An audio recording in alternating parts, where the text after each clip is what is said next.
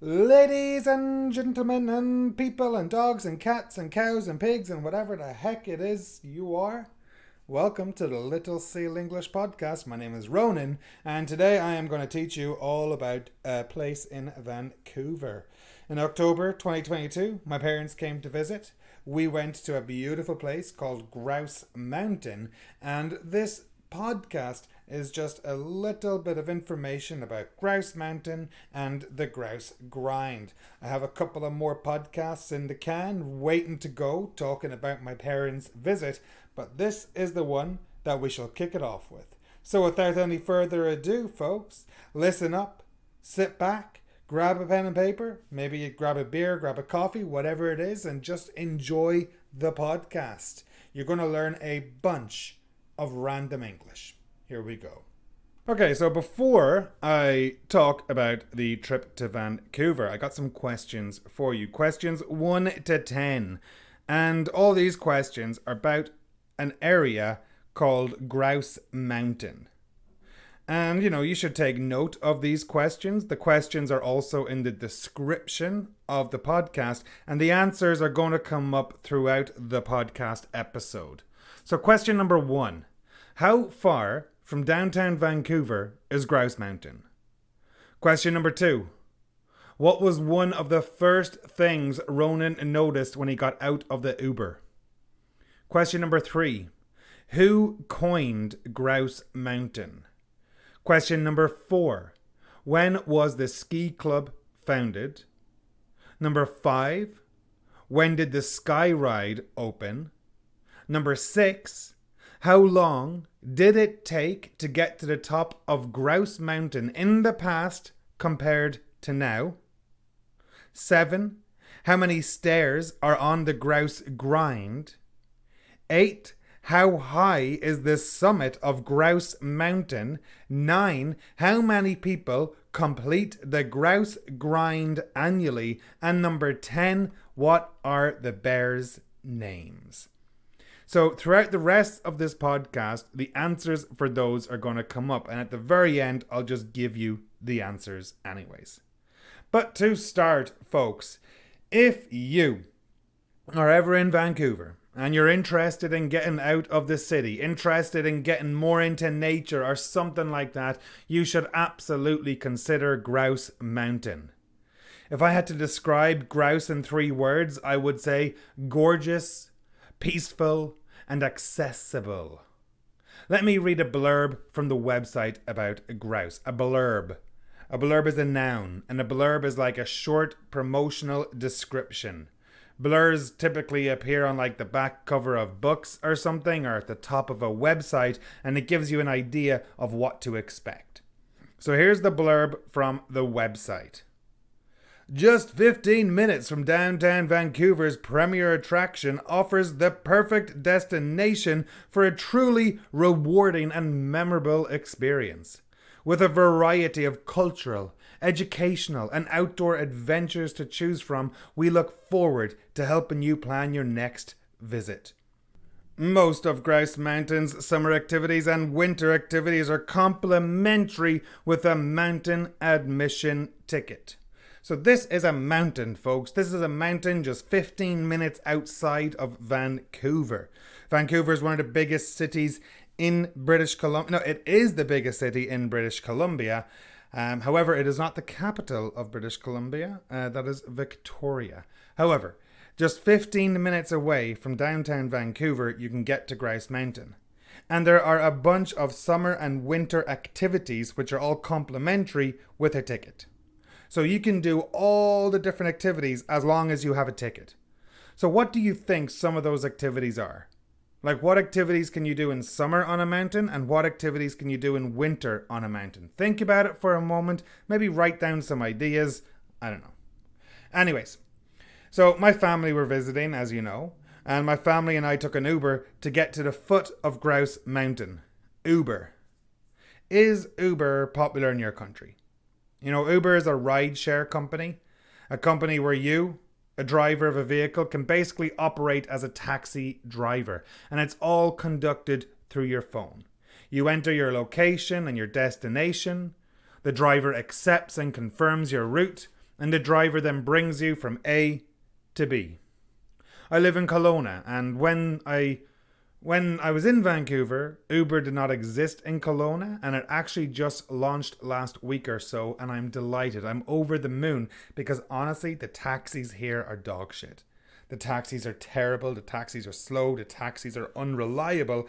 Uber is actually quite good. Uber is actually quite reliable. You can order an Uber.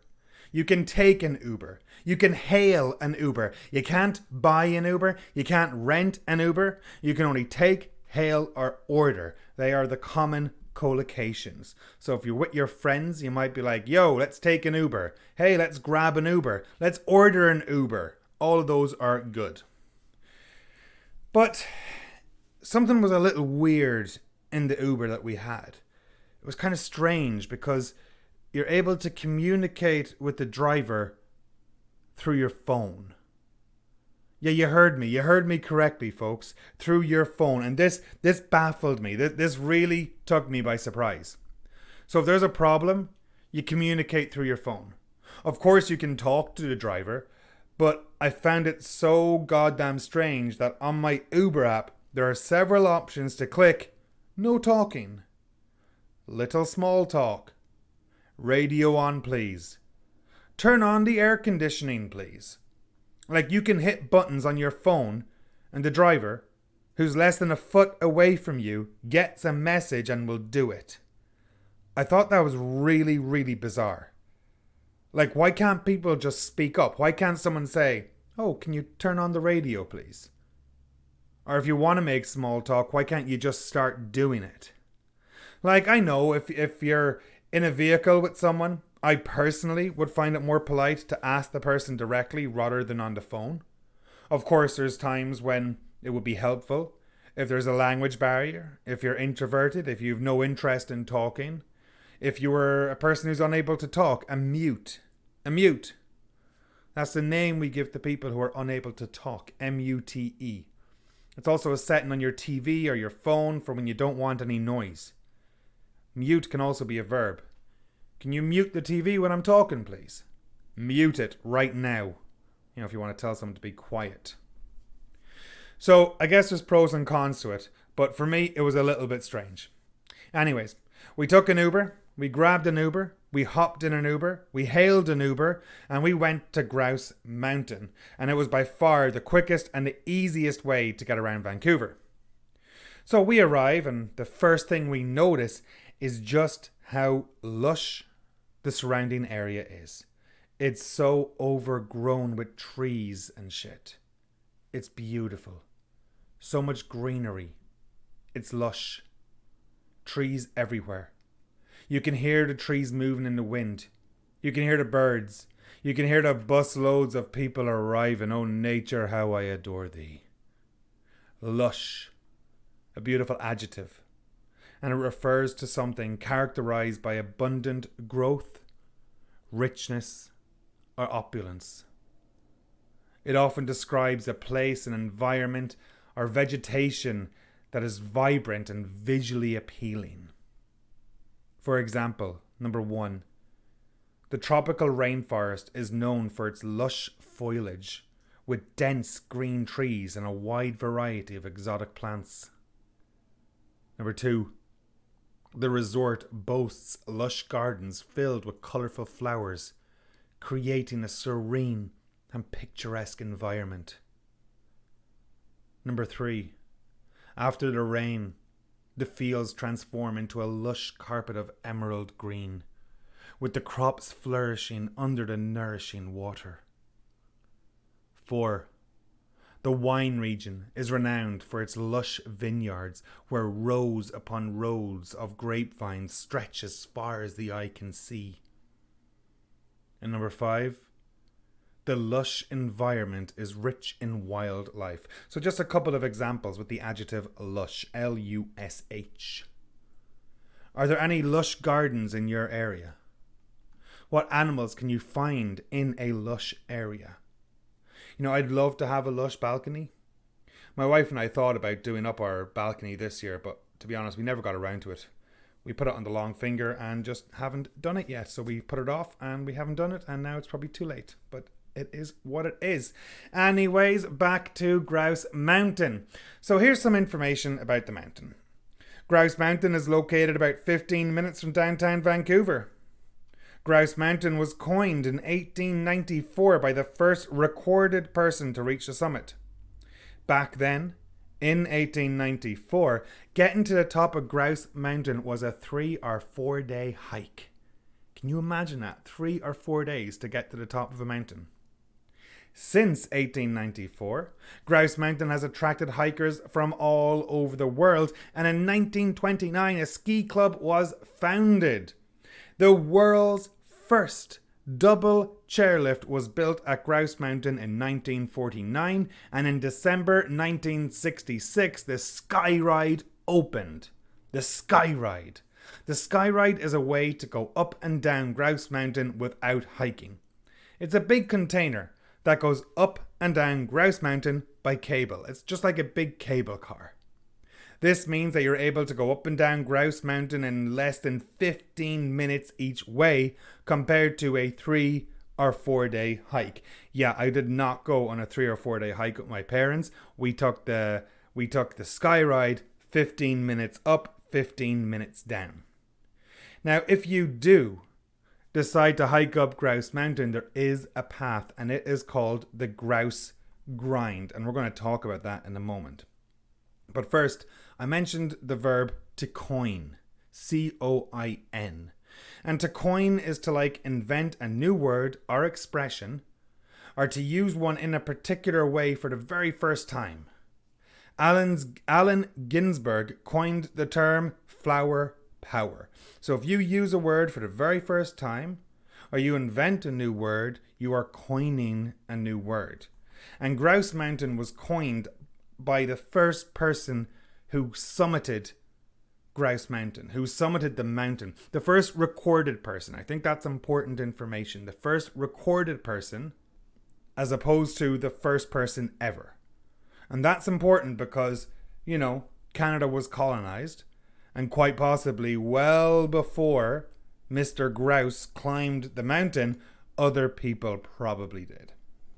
Anywho, let's talk about the Grouse Grind. I love this. So when you get to Grouse, you have two choices. You can take the Sky Ride up the mountain, which is like a big gondola or a cable car, or you can get a workout in and do the Grouse Grind. The Grouse Grind is a 2.5 kilometer trail up the face of Grouse Mountain, and it is commonly referred to as Mother Nature's Stairmaster. Stairmaster.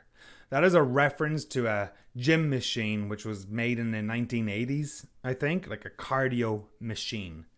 It's like the machine that you see in the gym that's a staircase that just keeps on going, keeps moving. It's a great workout, to be honest. But here are some facts about the Grouse Grind.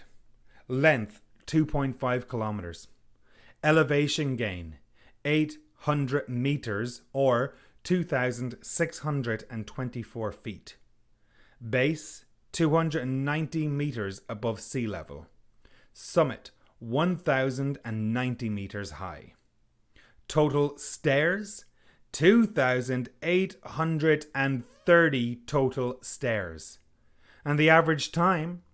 On average, it takes 2 to 2.5 hours to complete the hike. So the hike is known to be a bitch. It is known to be a tough motherfucker of a hike. It's only 2.5k, but the elevation gained is 800 meters. You start at about 290 meters above sea level and you finish at 1,090 meters above sea level. Now, when my wife and I went there with my parents, we took the Sky Ride. There was no way we were doing a hike called the Grouse Grind. Even the name grind is associated with something difficult. A grind is like a tedious or laborious routine, usually for work or study. We also often use it for a long workout. Here's some examples with grind. Number 1. I can't wait for the weekend to relax and escape the daily grind. Number 2. His job was a real grind, with long hours and monotonous tasks. 3. She endured years of hard work and sacrifice to achieve success, embracing the grind. And 4.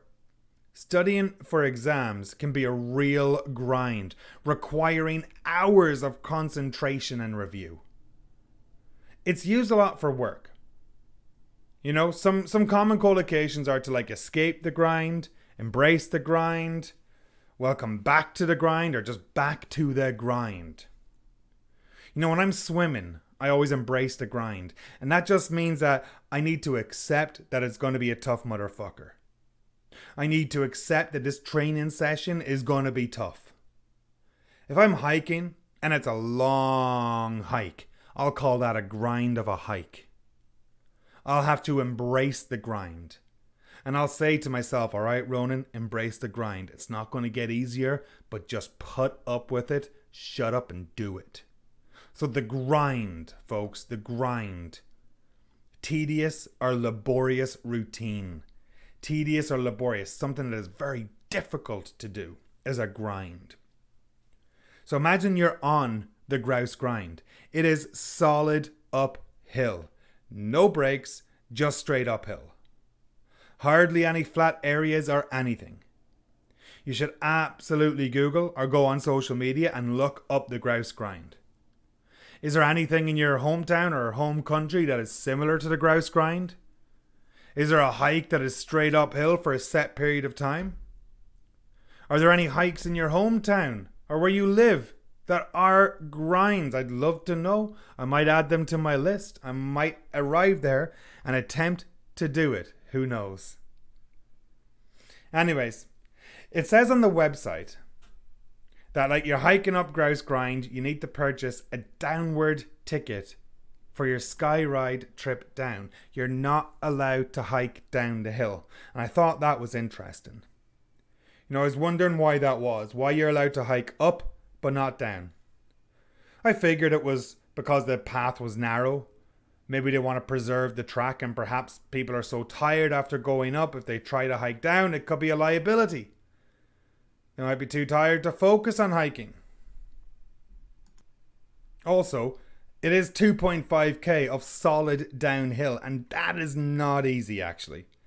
You may laugh, but let me tell you right now, if you're hiking and it's only downhill the entire way, you are using a completely different set of muscles, so it's not as easy as you may think. I also checked the FAQ section of the website, and according to the FAQs, hiking down the Grouse Grind is not permitted by Metro Vancouver. The primary reason for this is safety, because due to the steepness and narrowness of the trail, it's not safe for you or your fellow hiker. Folks, I strongly recommend that you look up the FAQs of something, the frequently asked questions. It is the best place to learn English, the best place to learn random English. On the FAQs, you can find all the information about the Grouse Grind. And would you believe I have included the link in the description to the FAQs for the Grouse Grind. So look it up, guys. But here's some interesting facts that I read about the Grouse Grind. The grind is divided up into quarters, with the second and third quarters being the steepest. Dogs are not permitted on the trail. Proper footwear is a must. An absolute must. Yes, this is one of those things we have to say these days. It used to be common sense, but common sense is not so common anymore, folks. Proper footwear is essential. Each year, over 100,000 people complete the Grouse Grind. The etiquette for hiking the Grouse Grind is that you stick to the right. Faster hikers who are striving for a personal best time, a PB, will usually say, "On your left," when approaching a group of hikers. And it's quite important that you do not take up the entire path. Etiquette, folks. Etiquette is extremely important. ETIQUETTE. Etiquette. Etiquette is like unwritten rules. And whilst it might not be a rule to walk on the right. If you don't, people are going to be pissed off. There are no washrooms or outhouses along the trail, so keep that in mind. The cost to take the sky ride from the top to the bottom of the hill is $20. So you can run up to the top, but you must have $20 so you can get back down. And of course, this is a very nice one that I found on the in the FAQ section. Please be considerate of others on the sky ride down the hill. Bring a change of clothes and deodorant. I love that one. You know, if you run up the hill, you're obviously going to be a sweaty Betty. You're obviously going to be sweating quite a lot.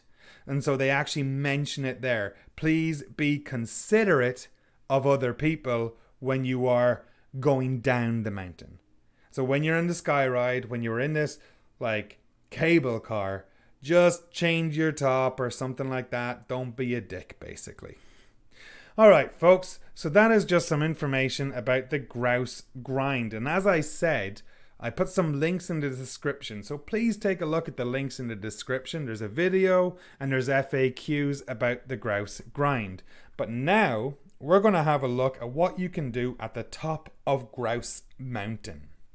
So just before we talk about the top, to recap what we have spoken about already. First, I spoke about being in Vancouver. And I spoke about how I got from downtown Vancouver to Grouse Mountain. And that was by Uber. You know, we took an Uber. We hailed an Uber. We took an Uber. We grabbed an Uber from downtown Vancouver to Grouse Mountain. When we got there, the first thing I noticed was how lush it was, how green it was. You know, there were so many trees around. And it was like really warm at this time of year, so it was kind of humid, but it was nice. It wasn't bad. It was actually really, really nice. So it was a very lush area.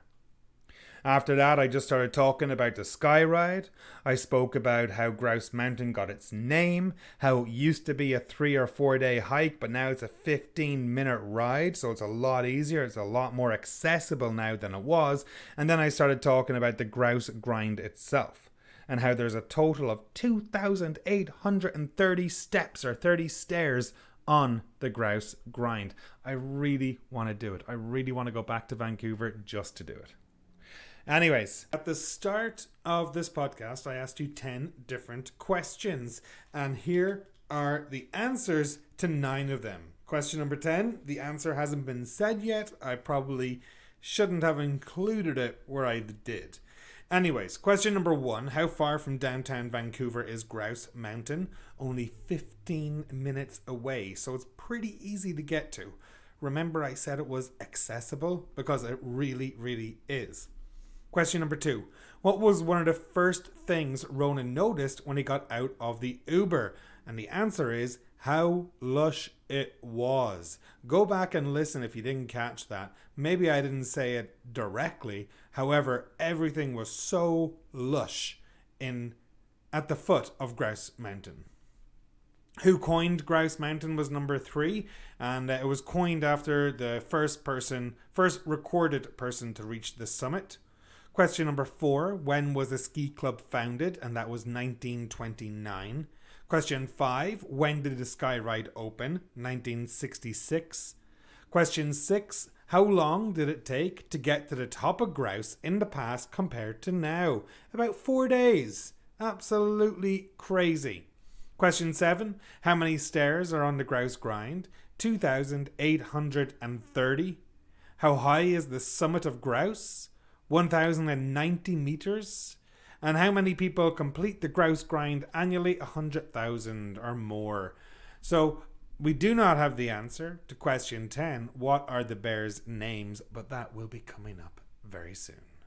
My friends, that's it for today. This is part 1 of a series of podcasts all about when my parents came to visit. Part 2 is going to talk about Vancouver and stuff that you can do on top of Grouse Mountain, because it's not just a viewpoint, there's a whole lot more going on. And then part 3, just a little bit about some stuff that happened in Kelowna, or when my parents came to visit the Okanagan, which is the area where I live.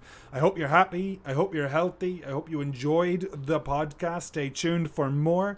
Keep listening. I have a gift coming up for you very, very soon once I get 1 or 2 more things finalized. You are great, you're amazing, you're the best. Thank you all. Bye for now.